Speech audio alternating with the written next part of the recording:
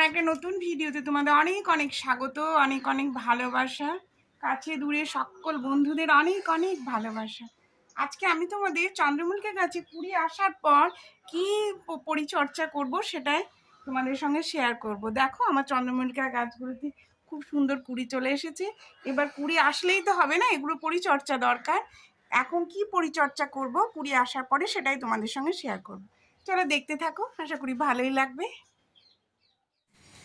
দেখো বন্ধুরা, আমার ছাদ বাগানে সমস্ত চন্দ্রমল্লিকা গাছগুলোতে কুড়ি চলে এসেছে, ফুল ফুটতেও শুরু করেছে।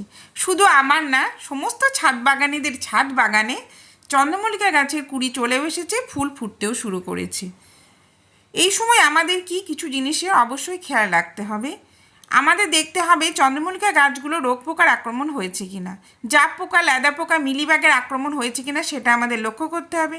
যদি দেখা যায় হ্যাঁ রোগ পোকার আক্রমণ হয়েছে, তাহলে আমাদের নিম তেল সপ্তাহে একদিন স্প্রে করতে হবে। আমি আগের ভিডিওতে দেখিয়েছি নিম তেল স্প্রে করা, তোমরা নিম তেল একদিন করে সপ্তাহে একদিন স্প্রে করবে।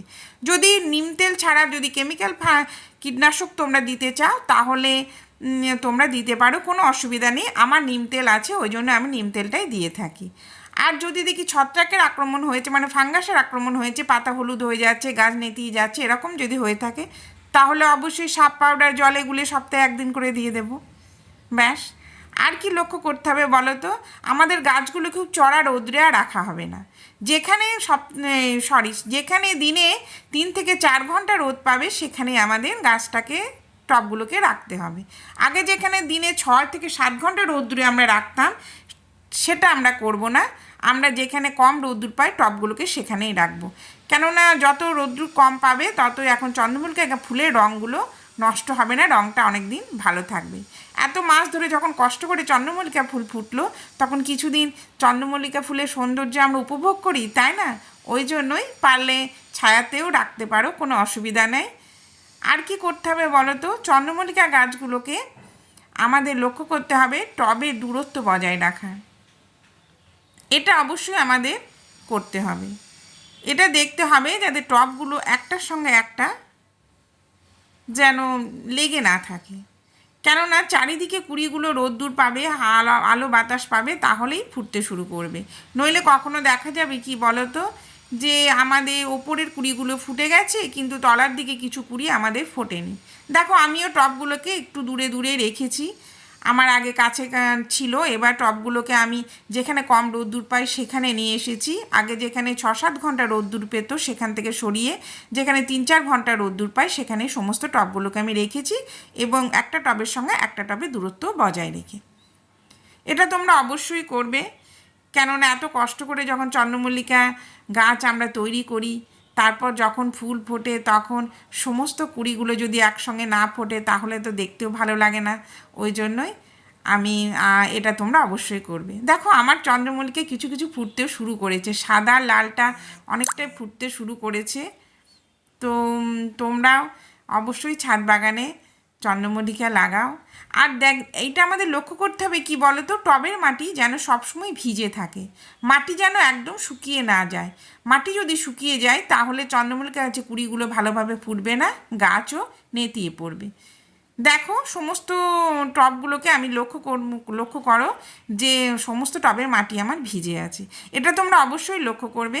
যদি মাটি ভিজে না থাকে তাহলে জল দেবে, যদি একবার না হয় দিনে 2বারও জল দিতে পারো। আর এই যে বাড়তি যে শাখাগুলো গজিয়েছে গোড়ার দিকে, সেই শাখাগুলো আমি কেটে দেব, আর আগাছা যেগুলো জন্মেছে সেগুলোকেও আমি তুলে ফেলবো। এটা আমাদের করতে হবে, নইলে কী হবে বলো তো, চন্দ্রমল্লিকা গাছ এই শাখাগুলোকেই এনার্জিগুলো সব এখানেই দিয়ে দেবে যাতে এগুলো বাড়ার জন্য, তখন ফুলটা আমাদের খুব একটা ভালো হবে না। ওই জন্য এগুলোকে আমরা তুলে ফেলবো, আর এগুলো কোনো কাজ হবে না, এগুলো আর ভালো করে ফুলও হবে না, কুড়িও হবে না, ফুলও হবে না। এগুলো আমরা তুলে ফেলবো, আর যেগুলো আগাছা আছে সেগুলো আমরা তুলে ফেলবো। এটা আমাদের অবশ্যই লক্ষ্য করতে হবে, তোমরা অবশ্যই এটা লক্ষ্য করবে আর ওগুলো আগাছাগুলো তুলে ফেলবে। এবার আসি কী কী সার দিতে হবে। খোল জল আর দেবো না, এবার আমি কী সার দেবো বলো তো, এটা ডিএপি সার। এই সময় এই ডিএপি সারটা দিলে কি হবে, ফুলগুলো ভালো হবে আর ফুলের রং, গাছের রং খুব সুন্দর থাকবে। অবশ্যই এটা আমরা 7 দিনে একবার দেব।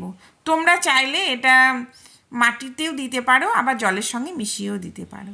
যদি 6 ইঞ্চি টব হয় তাহলে আমরা 12 থেকে 14 দানা দেব, আর যদি 9 ইঞ্চি টব হয় তাহলে 18 থেকে 20 দানা দেব, আর যদি 4 ইঞ্চি টব হয় তাহলে আমরা 8 দানা দেবো।